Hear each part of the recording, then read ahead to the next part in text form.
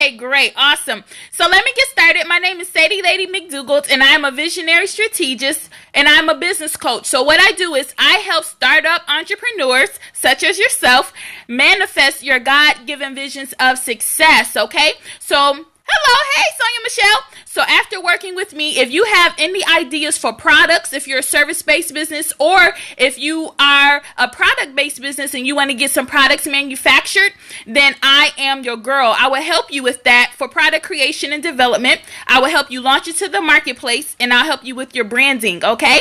So today what we're going to be talking about is why you should never, ever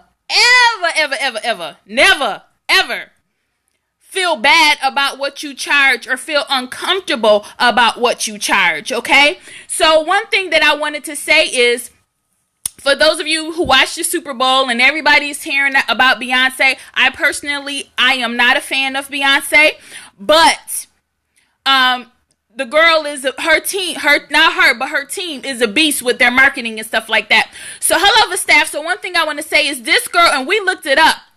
Yeah, me neither. I'm not a Beyonce fan at all. But and no disrespect to those who are, she's just not for me.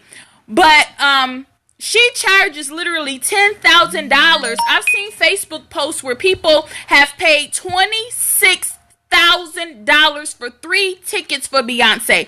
People are paying $10,000 for tickets for Beyonce. But one of the things that I seen was somebody said, yeah, we paid $10,000 and we used, ludicrous, $26,000. She said we use my tax return, my man's tax return, and my mother's tax return to pay for these $26,000 tickets. You guys, when I read that, I thought about, but you don't have that in your, exactly, but you're not using that for your business. You're not using that for your savings. I think even the $300 seat is like, the nosebleeds is like $700. You guys, it's crazy, but people are paying this. So then that brings the question for me is, well, should I, because for my business, I was going back and forth about the pricing, but I will never do that again. Why? Because people pay. They will find the money for your product and your service. What you really need to be asking yourself is thank you so much for the hearts. What you really should be asking yourself is, not if your product is priced too high. Hey, Sade. What you should be asking yourself is, does your product or service offer enough value to the customer?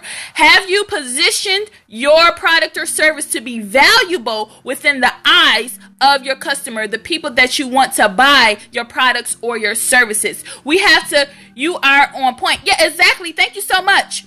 Aretha, thank you.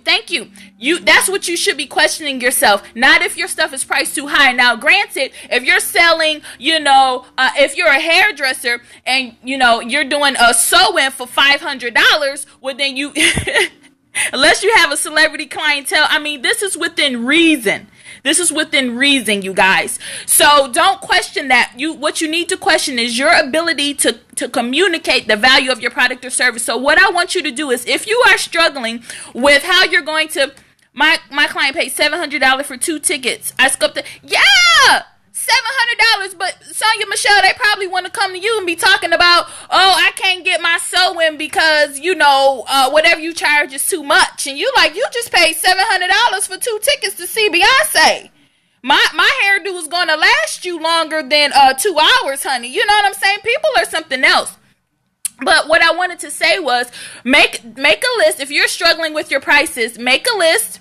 And sorry, I didn't catch. Somebody said you are so right, but I couldn't finish the rest of the note. And I'm sorry. The hair industry complain about clients trying to pimp them is that I know they do. I can imagine. And what you guys do, it takes a special talent. Not everybody can do hair. I wish I could do hair. I wish every time my hair gets touched, I have to pay somebody unless I'm washing it myself. You guys have a gift. And it's just so sad that people try to pimp you guys. But make a list of all of the benefits of your product or service, all of the things that would add value. So for instance, I'm wearing a jewelry piece, right?